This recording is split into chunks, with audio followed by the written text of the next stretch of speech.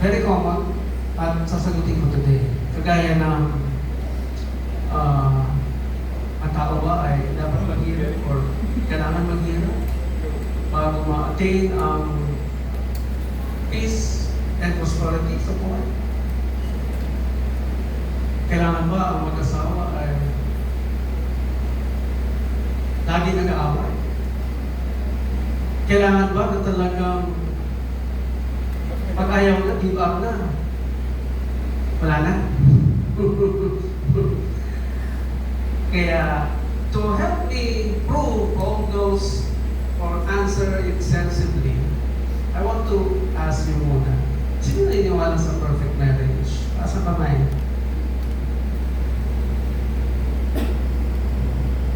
Perfect marriage? Wala na naniniwala, wala na tataas. Kaya dalawa dapat nagtataas kayo. Alam niyo ba, ako maayos ang marriage. Marriage was designed by God in such a way na pag maayos kayong dalawa, maayos ang magiging anak. At pag kayo lumabas ng bahay, magiging maayos ang lahat ng desisyon na gagawin niyo sa buhay. Mapunta ka man sa politika, mapunta ka man sa mga kumpanya, mapunta ka man sa paglilingkod bayan, or whatever, ang profession na piliin mo, pag sa marriage pa lang, ay maayos na kayo. Lahat ng susunod ninyong gagawin ay magiging maayos na. Yun ang holy mystery ng marriage. Okay? And by the way, kami po yung mga pare may asawa. Kaya kung ano sabihin ko sa inyo, nararanasan, naiintindihan, na-feel at nababalidate namin. Okay? Once upon a time, during the time of Constantinople, nandun po nagsimula ang Catholicismo, ang mga pare po ay may asawa. So magkaroon ng Western Roman Catholic Church, yun po yung bawal mag-asawa. At makafocus daw sa church. But once upon a time, every priest, or some of them, most of them, are married. Nandun po nakakonekta ang aking priesthood sa unang Catholic Church. Okay? So, pag may nagtanong, may perfect marriage ba? Dapat nagtataas kayo ng kamay. Bakit? Kasi yung mentalidad ninyo ay hindi kayo naniniwala doon. Eh talagang hindi mangyayari sa inyo yun. Anything that you don't believe with, you will never make an effort to achieve it. Good? Diba? Hindi ka naniniwala, eh ba't yung mag-e-effort? So nakita ko ang problema. Hindi natin naiintindihan ang salitang perfect. Diba perfect? Sabi ni Socrates, wisdom is the beginning of definition of terms. Wisdom is the beginning of definition of terms. Ganun sila magsalita noon. Pero simple put, alamin mo daw yung meaning ng word at magiging wais ka. Maintindihan mo. So, what's perfect? Means alignment. Perfect means alignment. Alignment saan? For example, kayo dalawa. Lahat ng pinlanan ninyo, lahat ng gusto nyo sa buhay nangyayari. Natutupad kasi yun ang inyong preference. You can say that you are living a perfect life. Diba? Ganun din naman sa inyo. Natutupad lahat ng gusto ninyo. Uy, natupad na nakapasa ako sa visa ko. Uy, natupad punta ako sa Amerika. Uy, natupad na ako sa trabaho. That is aligning to your personal goal. That is perfect. And God uses that word when He first made the earth and the heavens. Nung sinabi niya, let there be light, and there was light. And God saw that it was good. Good means perfect. Nangyari yung gusto niya sa inaasahan niya. And God made the heavens and the earth, let them be firmament, etc. And God saw that it was good. And good means perfect. Natupad yung kanyang preference. Natupad yung gusto niya. Ayon sa kanyang binaplano. Yun yung feeling ng perfect. Nagmamatch into something. Now, marriage word, how to enjoy a perfect marriage. Kailangan alamin mo yung meaning ng word na marriage. And marriage is also from the word gem, according to experts. Gem, precious stones, mamahaling bato. Sa kagaya ng gold, diamond, silver. At may kanya-kanyang bracket niya, di ba? Yung unang anniversary na ini-enjoy ng bawat mag-asawa is 25 years, which is also likened into silver. Paano maging silver ang silver? Eh, inaalis ng dumi, tubig, alikabok, water through pressure and heat. Di ba? Eh, ang unang challenge sa bawat mag-asawa. Sabi ni Mark Twain, you will never understand marriage until you reach a quarter of a century. What is a quarter of a century? That's 25 years. Mark Twain. I-search nyo. American philosopher. Kaya ang unang challenge sa inyo is to become silver, pure, hanggang sa kayo ay maging 25 years. Like it because silver. Mamahalin na yun. Eh kung magtitiisan pa kayo hanggang 50 years, naku, ewan ko kung gano'n kayo ka-valuable by the time na kayo 50 years na nagsasama. And when I say valuable, kayo ay napaka-fruitful pareho. Hinahanap kayo ng tao to pay for your skills, for what you can do, what you can offer, the solutions that you know to humanity's problem. Yun, na nagpapataas ng value ng mag-asawa. Kaya nga, alam niyo ba, yung first 5 years, ang taas na statistics ng hiwalayan. First 5 years kasi akala nila bed of roses. No? Laging masaya. Eh kaya nga kayo sina-challenge, pinag-iisa kayo kasi magkaiba kayo, pinag-iisa kayo ng nature because kailangan nyo maging isa. Dahil yun ang sabi ni Jesus. Ganun niya ginawa ang tao eh. Gumagamit niya ng produkto niya, ng male, ginagamit yung produkto niya ang female, kailangan mo umayon sa standards niya. Siya may gawa sa babae, siya may gawa sa lalaki. Sumunod ka, ano sinasabi ng Diyos tungkol sa produkto niya? Natuklasan ng science, sa babae daw, emotional. Eh, bawat sinasabi ninyo nagagaling sa emosyon. Sa lalaki, ano na-discover ng science? To be logical. Napaka-logical ng lalaki. Kaya magkaiba talaga eh. Hindi nagsasunod kung ang iniisip. Kasi yung sinasabi niya galing sa kanyang nararamdaman. Yung sinasabi ng lalaki galing sa kanyang kaisipan. Magkaiba. Pero pag yan ay pinagsama, yung kutob ng babae na hindi nakikita ng lalaki. Ang ganda niya, walang mabubuha sa inyo, walang mag-i-scam sa inyo. Diba? Ano ba? Sabi ng science, may maliit na memory. Gigabytes. Nabinigay Diyos sa lalaki, maliit lang. Kaya madali makalimot ng lalaki. Sa babae, ang laki ng gigabytes ng memory. Kaya kahit 10 years, 20 years ago na naalala pa, pwede pa rin isumpat sa'yo. Yung pangako mong di ko tinupad. Ay 20 years, 30 years na yung lumipas. Di ba no? Kasi, i-issue sa kanila yun. Lahat ang sasabihin mo pag di mo tinupad. Lahat ang lalabas yun. Naka-store. Oh, yun kaibahan ninyong dalawa.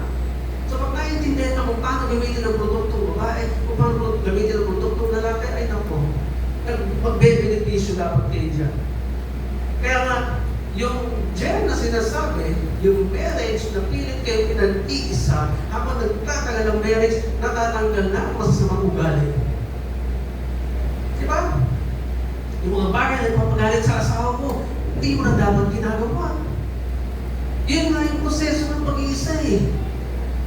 O, gusto yung maintindihan yung sinasabi ni Jesus na they will become one flesh. Iiwan niya ang nanay niya, tatay niya, siya pumunta sa kanyang asawa para sila maging isang katawan. Gusto nyo malaman kung ano yung pag-iisa niyo sa isang katawan ninyo? Tingnan niyo yung studies ni Abraham Maslow. Pinahagi niya sa tatlong division ang ating katauhan. Physiological, spiritual, at psychological. Yung pag-iisa niyo mag-asawa. Tatlong bahagi na yun. Okay, physical. Ito yung mga bagay na nakikita. Nararamdaman. Kasama na dyan pagkain, tahanan, damit, etc. Doon sa physiological na sinasabi niya ang Maslow. Pero doon sa physical area, pag-iisay ninyo ang inyong mga kagustuhan. The more na nagiging magkasundo kayo sa lahat ng bagay, the more na less stress, less argument. Tama, balik. Kung mahilig siya sa sports, samahan mo sa sports, huwag mo siya kaya mag-isa na ma-enjoy na yung kanyang sports. Diba? Kung meron din siyang hilig, samahan mo. Maintindihan mo yung mundo ninyong dalawa. Ibig sabihin, Hanggang sa hindi na kayo nagtatalo because naiintindihan nyo na ang kagustuhan ng bawat isa. Pangalawa, psychological. Lahat ng nalalaman mo, dapat malalaman din niya walang araw. Dahil sabi niya Apostle Paul sa sa Ephesians, sabi niya, husband is the teacher of the wife. Kahit na hindi inutos ng Diyos sa babae, yung bawat pitasin, nalaman niya yung bawat. Bakit? Sinabi ng husband eh. Bakit? Kasi ang husband yung teacher eh. Ano yung Apostle Paul mo? Pero mga gusto malaman, tanungin nyo, yung mga husband sa bahay niyo. So, pag teacher, required matuto ng lahat ng bagay. At yung direksyon sa buhay, kailangan mo din yun. Kasi yun ang meaning ng pagkakalagay ng Diyos sa tao sa Garden of Eden. Genesis 2:15, God took the man and put him in the Garden of Eden. Sino po ang Garden of Eden? Yung Diyos. Bakit niya nilagay yung tao doon? Because ayaw niya magpaligoy-ligoy, magpakalat-kalat, ayaw niya maligaw ng landas. Dito pa sa Garden of Eden. Because garden means order. In Hebrew. Eden means spot on earth, na magkasama ang langit at lupa. Nandiyon ang Diyos sa Garden of Eden. Kaya nilagay niya na lang ito, dito ka sa akin, dito ka titino, dito ka aayos, dito ka nalago sa piling ko. Kaya pag nagkasawa kayo ng lalaking hindi kumikilala sa Diyos, yan ay dangerous na tao. A man without God is a dangerous man.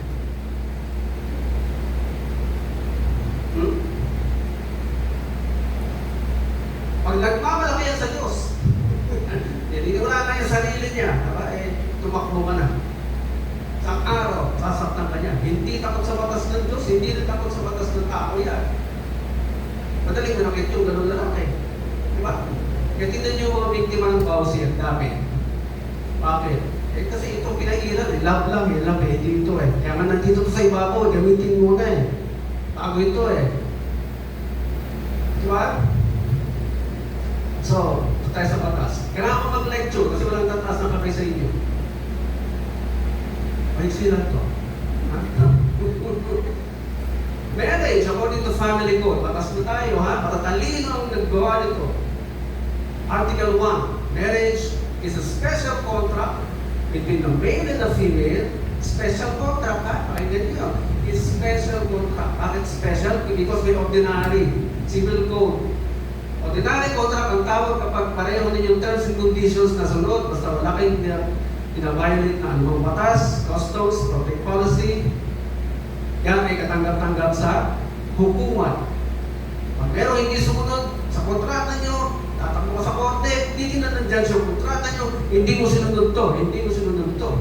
Yun ang magiging Bible or batas din yung dalawa, yung kontrata ninyo, which is called ordinary contract. Yung marriage na special contract, kaya tinawag siyang special kasi mas nasusunod na yung batas. Hindi na yung terms and conditions ninyo. Hindi na yung kagustuhan ninyo. Hindi na yung kung paano matinuruan ng magulang mo ano ang marriage. Ang masusunod na yung sinasabi ng batas. Ano sumunod na sinabi doon sa Article 1 Family Code? Not subject to stipulations. Ano ba yung stipulations? Hindi yung terms and conditions nyo. Gusto nyo lagi bitbitin sa marriage. Ano example, father? Nag-asawa ka ng maldita, magtiis ka. Bawal ang maldita sa marriage. Sino ba yung maldita? Siya yung sagot na sagot sa'yo. Ini-insulto ka. Malit ang tingin sa'yo. Sinasagot-sagot ka. Ito maldita. Bawal mo yun sa marriage. Bakit? Kasi madidisrespeto siya Paano niya ipagtatanggol sarili niya? Pag sinabihan mo, mas malaki nakikita ko sa'yo Paano pagtatanggol sarili mo nun? Patahimik ang lalaki. Hanggang sa mag-iipon yan. Pag pinupong mo, one day, masasaktan ka talaga. Why? Pinahingin mo divine law. Divine law ang pagrespeto sa husband. Huwag mo insultuhin, huwag mong malitin, huwag mong i-ignore. Pag-disrespeto yun. Kasi dinadala nyo sa marriage yung mentalidad na kayo ay pantay. Hindi. Chapter 1, Genesis, kayo ay pantay na ginawa ng Diyos. Pareho niya, moral authority, spiritual authority, rule over the fish of the earth and powers of the air. Sa Genesis chapter 1, hindi pa sila nag-aasawa. Kaya nung mag-asawa na, Genesis chapter 3, verse 7, bagay sa babae. At alam niya, pwede magpakain itong dalawa to. Sinabi niya yung babae, number 1, I will increase your pain in childbirth. Eh, talaga naman mahirap ang sumama na. Number 2, your pain it will increase. Habang ikaw ay nagpupuntis, marami kang makaramdaman, which is right. Number 3, your desire will always be for your husband. Lagi mo na naisin yung husband mo, makita, makausap, umuwi na maaga, pag-pipil mo yun. Sinabi ng Diyos yun sa babae. At number 4, He will rule over you. Kaya, so inayos na Diyos yung organization set up from the beginning. Para hindi kayo lagi nag-aaway at nag-i-insist ng karapatan. Siya na. Wala pwede magbago doon. Kahit si Trump, hindi niyo pwede baguhin yun. Yung sinabi ng Bible, He will rule over you. Kayo naman, take the lead. Pag hindi kayo nag-take the lead, hindi kayo nanindigan, they will take the lead because they know how to take the lead. At hindi kayo magugustuhan pag sila ay nag-lead. Wala pa ako nakita ng lalaki na pumapayag, tapuin ng babae kanyang buhay. Sige nga, subukan natin kung magkagal kayo. Papayag kayo yung babae na mamano sa inyo. Let's see. Kung lalaki ganyan, pumapayag, bakit? It goes against the marriage design. Kaya kung meron ka lang desisyonan, huwag kang mag-desisyon mag-isa. Huwag mo siyang i-surprise. Dahil kung ginawa ng babae yun, nag-desisyon mag-isa, pinitas yung pansanas, nandun lang yung husband sa tabi niya. Pinitas, tinigman, inanok sa husband. Ano nangyari pagkatapos, pinalaya sila sa Garden of Eden. Magkakawin daw ang buhay niyo kapag inunahan niyo sa pagdidesisyon ang inyong husband. Very basic. Pero hindi natin naintindihan. Kaya ang daming nagbabiolate. Kaya ang daming stressful marriages. Kaya ang daming hindi sumasagot. Every time magtatanong ako ng preferred marriage ba? Wala. Wala eh. Hindi na niniwala eh. Oh, hindi mangyayari. Hindi niniwalaan eh. It starts here. Kaya, kulang pa ba explanation ko? Kulang pa? Okay na? Ulit na lang muli ako, may magtataas na kayo.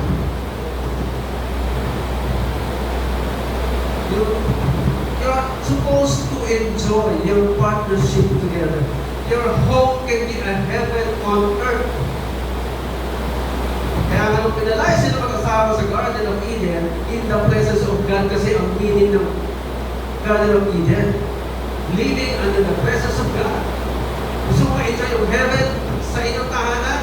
Put yourselves in the presence of God. Kaya laging sinasabi, isali lagi ng Diyos sa gitna ninyong dalawa. Which means, hindi lang isali, sumunod sa pinag-uutos niya. Sumunod. Wala kayong choice. Okay po? Pagkakita sa mapapanood niyo po ako sa TV, sa TV5, sa TV7, sa KMJS ko yan, at sa mga iba-ibang AM radio stations, kapag may pinag-usapan ko sa relasyon, tayo po ay nandoon. Sa Buhay Kapatid, sa Millionaire News Channel, at sa KMJS. I hope naiintindihan niyo po ang marriage kayo. I hope naniniwala na kayo that your home can be a heaven on earth.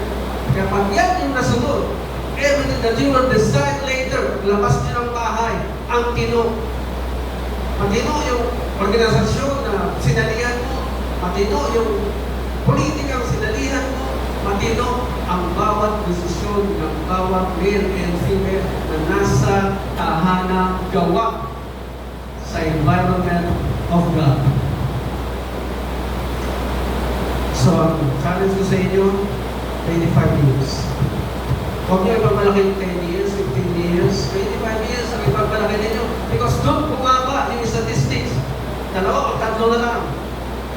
Stupid na lang yun. Mga nag-desisyon na after mag-invest kayo ng oras, panahon, attention sa isang isa, after 24 years, 25 years, mag-iiwalay pa kayo.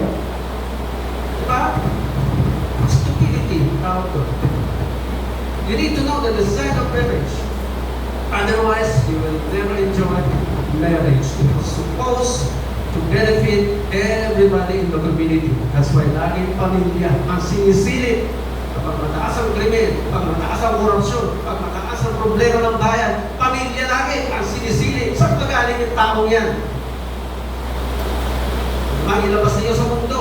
Umamalik yan sa ating mga mukha. And I hope nagkakaintindihan po tayo ngayon. Congratulations sa inyong dalawa. Maraming pong salamat.